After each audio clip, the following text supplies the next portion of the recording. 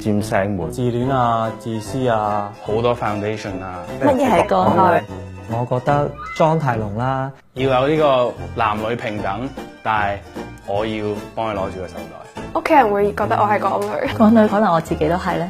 我聽得最多嘅口頭禪就係我接受唔到咯，我接受唔到咯。我接受唔到男朋友會講粗口啊，或者打個女仔嗰啲咯。女人都係獨立自主啲好啲，識得保護自己。我要求高先會有進步噶嘛，自己都會有底線啊，有啲嘢要堅持住啊，唔可以寄託咗自己成個人生喺另一半身上咯。如果佢做啲唔尊重個女仔嘅嘢，咁就會講我接受唔到咯咁樣。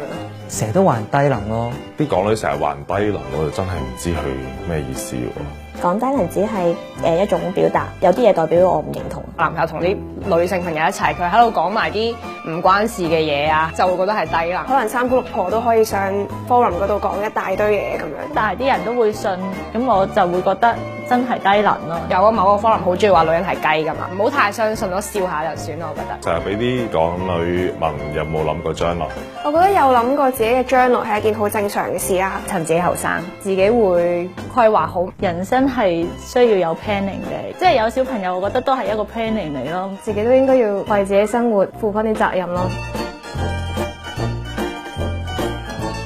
其實港女都有啲好可愛嘅地方嘅，即係令到身邊嘅男士係會好上進。其實我唔係冇諗將來，我係冇諗過同你嘅將來。